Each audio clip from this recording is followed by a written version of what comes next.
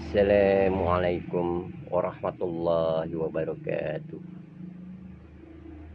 Innal hamdalillah nahmaduhu wa nasta'inuhu wa nastaghfiruh wa na'udzu billahi min syururi anfusina wa min sayyi'atina a'malina. May yahdihillahu fala mudhillalah wa may yudlil fala hadiyalah. Kaum muslimin wal muslimat rahimakumullah. Marilah kita bersama-sama untuk belajar di konten saya ini yang tidak berdaya dan tidak mempunyai kekuatan sedikit pun, melainkan berkat rahmat pemberian dari Allah. Alhamdulillah ya Allah. Di konten saya ini saya akan mengambil tema yakni memahami pengertian ma'rifatullah ya, atau pengertian ilmu pengetahuan Allah. Marilah kaum muslimin wal muslimat untuk saling memberi masukan di antara kita ini agar supaya kita akan bertambah kekuatannya kalau kita secara bersama-sama.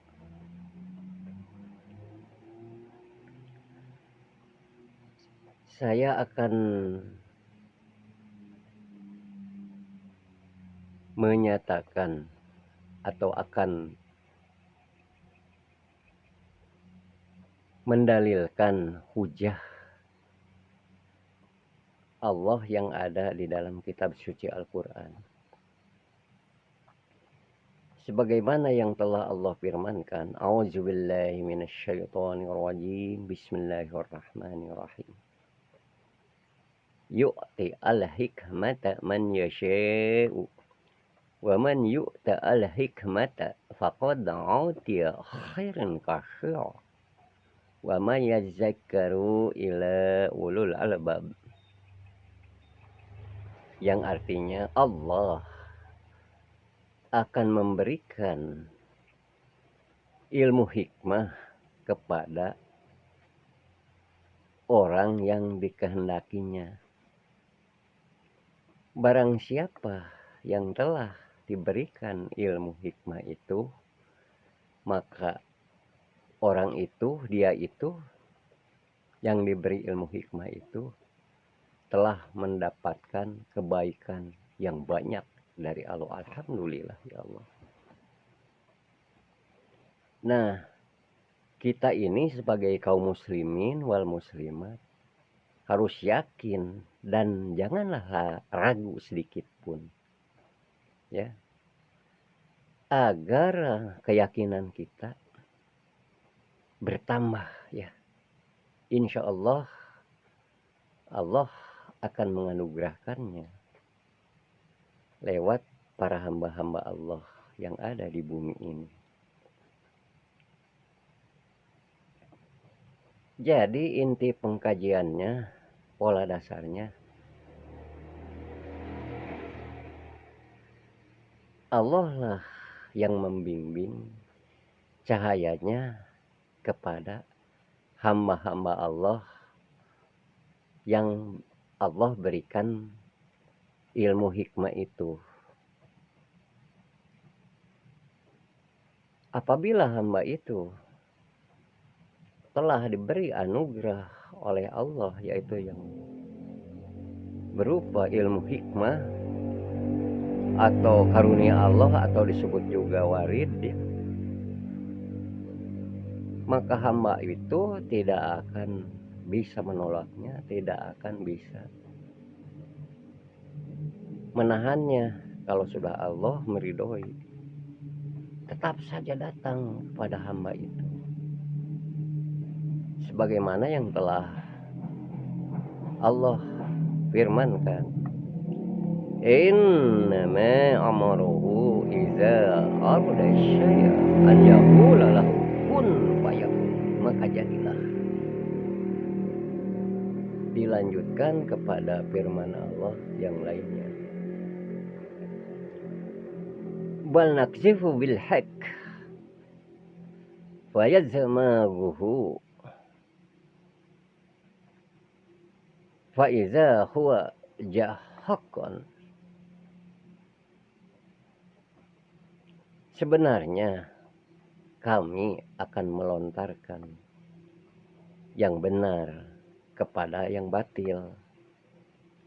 Jadi Allah akan melontarkan al-haq kepada yang batil. Maka fayadzmaghuhu, maka dengan serta-merta yang benar itu menghancurkan yang batil, yang hak itu menghancurkan yang batil. Sehingga yang batil itu hancur dengan sehancur-hancurnya. Faiza huwa jahukan, maka dengan serta-merta yang batil itu hancur dengan yang hak itu. Alhamdulillah ya Allah. Nah, pola dasar untuk mempelajari pengertian-pengertian ma'rifatullah atau ilmu pengetahuan Allah, tetap saja kita harus mempunyai niat ya, atau keinginan. Kemudian niatnya, keinginan itu harus dihubung-hubungkan kepada seluruh panca indera kita, baik kepada penglihatan, kepada hati ya, kepada pendengaran dan seterusnya.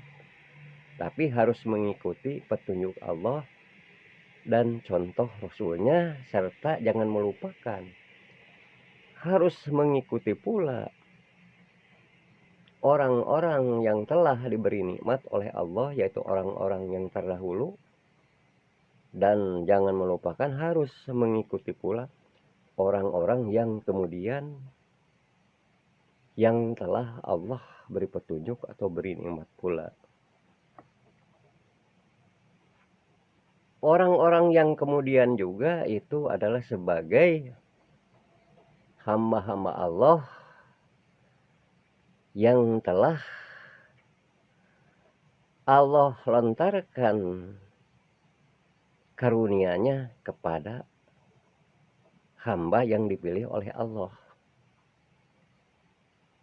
Nah, kita ini jangan sekali-kali ragu terhadap firman-firman Allah ini. In kuntum mu'minin, in kuntum shadiqin. Caranya harus dihubungkan syariat-syariat Allah itu, atau harus dijalankan, dimujahadahkan, dihubungkan kepada perbuatan kita, kepada cara bertafakur, cara berpikir, cara melihat dan mendengar. Tentu harus mengikuti ilmu pengetahuannya atau ma'rifatnya. Sebagaimana yang telah Nabi Muhammad SAW sabdakan, al-ilmu amama al-amali wal-amalu tabi'uhu. Ilmu itu ada di depan amal. Amal perbuatan ada di depan ibadah. Maksudnya sebagai pembimbing amal ibadah, sebagai pembimbing perbuatan di dalam melaksanakan ibadah. Ya. Jadi harus memakai ilmunya, harus mengikuti ilmunya. Wal amalu tabi'uhu, dan amal ibadah itu harus mengikutinya, harus mengikuti ilmu pengetahuannya. Ilmu pengetahuannya di sini kita sudah mengenal, sudah tidak asing lagi, yaitu yang ada di dalam kitabullah, yaitu kitab suci Al-Quran, dan yang terdapat di dalam contoh Rasul, sunnah Rasul, yaitu Al-Hadis. Ya. Nah, pola dasarnya tetap kita ini harus mempunyai niatnya harus didawamkan, walaupun sedikit-sedikit, ya, secara kontinu, secara terus-menerus, dan harus tekun. Kemudian jangan melupakan, supaya kita dapatkan pengertian makrifatnya atau pengetahuan Allahnya. Syariat Allah itu tetap harus dihubungkan, dilanjutkan kepada perbuatan. Contohnya saya akan mengambil contoh perumpamaan atau misal, ya. Sebelum saya mencontohkan misal atau perumpamaan ini,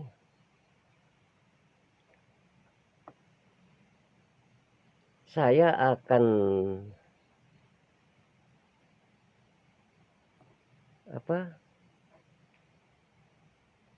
akan memberikan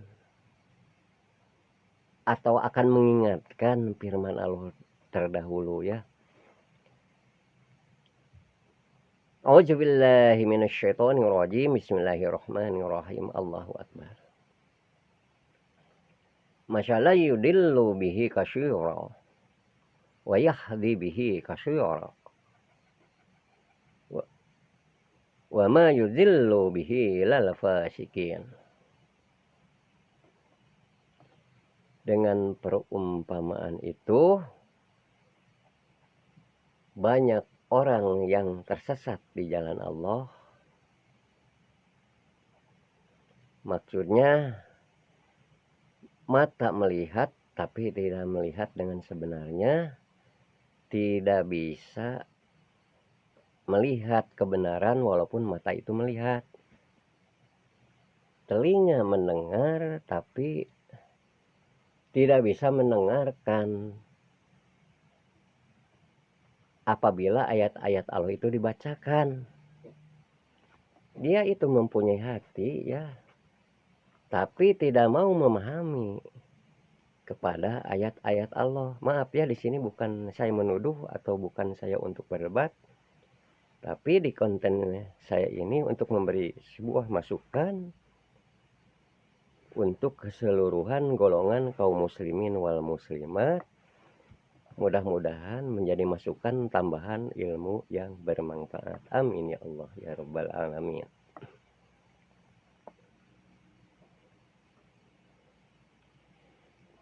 Jadi dengan perumpamaan ini banyak orang yang tersesat. Jadi bukan disesatkan oleh Allah orang itu. Banyak orang yang tersesat di jalan Allah karena membawa hawa nafsunya, ego, tanpa alasan yang benar, tanpa ilmu pengetahuan. Dari jalan manakah kamu mengambil pelajaran? Dari jalan manakah kamu mengambil keputusan? Janganlah kamu mengikuti kita ini, jangan mengikuti saya ini. Jangan mengikuti orang yang tidak mengetahui. Ikutilah orang yang telah mengetahui. Orang yang telah mengetahui itu banyak, diantaranya para hamba Allah, para ustadz, ya, yang ada di muka bumi ini. Kalau kamu tidak mengetahuinya, maka tanyakanlah kepada orang yang mengetahuinya. Dan orang yang mengetahuinya itu sebenarnya itu dia itu selalu menginduk kepada lafaz la haula wala quwwata illa billah. Tidak berdaya, tidak mempunyai kekuatan sedikit pun, melainkan berkat pertolongan pemberian dari Allah. Jadi walaupun dia punya ilmu, akan tetapi itu sebagai ujian fitnatan kepada orang yang berilmu itu. Apakah dia itu berilmu itu atau mempunyai kekayaan itu hasil kekuatannya diri sendiri, ataukah berkat tambahan rahmat karunia Allah. Jadi supaya Allah mengetahui apa yang kamu ucapkan, apakah di dalam ucapanmu itu di dalam hak atau yang batil. Jadi agar Allah jelas melihat apa yang kamu kerjakan, dan Allah akan memisahkan antara hak dengan yang batil sebagai furqan, sebagai pembeda. Jadi antara yang benar dan yang salah itu dihalangi sebagai pembeda, yaitu oleh Allah, ada tabir penghalangnya. Jadi Allah akan memisahkan antara hak dengan yang benar, dan Allah berfirman tidak boleh mencampur adukan, mencampur baurkan antara hak dengan yang batil ini. Jadi para hamba-hamba Allah itu harus memurnikan di dalam menjalankan agama. Memurnikan di dalam menjalankan agama maksudnya mengikhlaskan Allah meridhoi, kita pun harus meridhoi terhadap qadloknya, ya, terhadap ujiannya, ujian keburukan atau ujian kebaikan, agar supaya kita patuh tunduk hati kepada petunjuk Allah dan mengikuti contoh sunnah Rasulnya. Atiullaha wa atiur Rasul, harus taat kepada Allah dan kepada Rasulnya. Nah, kaum muslimin wal muslimat, saya akan meneruskan contoh perumpamaan itu. Allah pun berfirman, Allah tidak segan-segan untuk memberi contoh perumpamaan berupa nyamuk itu yang kecil, bahkan yang lebih rendah daripada nyamuk. Allah tidak merasa enggan, Allah mau untuk memberikan contoh perumpamaan itu. Kalau orang-orang zolim, orang-orang kafir, maaf ya, menyatakan apa maksud Allah, tujuannya memberikan contoh perumpamaan berupa nyamuk itu apa? Maza aradallahu bihada, apa maksud Allah memberikan contoh perumpamaan ini? Akan tetapi kalau orang-orang yang beriman kepada Allah, mereka itu percaya bahwa itu datangnya dari Allah, mengatakan benar bahwa itu dari Tuhan mereka, mir rabbihim. Jadi mereka itu sudah tidak ada keraguan sedikit pun di dalam kepada firman Allah itu, bahwa Allah walaupun tidak terlihat oleh mereka itu, para hamba-hamba Allah yang beriman itu, yang bersabar dan yang bertakwa, walaupun mereka tidak melihatnya, akan tetapi seakan-akan Allah itu dekat pada dirinya walaupun tidak terlihat. Kita tidak melihat Allah, mereka percaya, yakin dengan hakul yakin, dengan benar dan yakin bahwa Allah sedang melihat kepada mereka, yaitu kepada para hamba-hamba Allah ini. Itulah orang-orang yang beriman untuk menuju kepada ketakwaan, dan itulah sebagai percikan-percikan ilmu pengetahuan Allah atau ma'rifatullah yang dianugerahkan kepada para hamba-hamba Allah yang dikehendakinya. Jadi tujuan Allah itu sebenarnya ingin melontarkan yang hak kepada yang batil, ingin memasukkan yang hak, yang benar kepada yang batil, yang salah. Sehingga yang benar itu menghancurkan yang salah. Dengan serta-merta yang batil itu hancur. Tidak mengawali dan tidak mengakhiri. Itulah janji Allah. Inna wa'dallahi haqqun. Sesungguhnya janji Allah itu adalah benar. Seperti yang kamu katakan.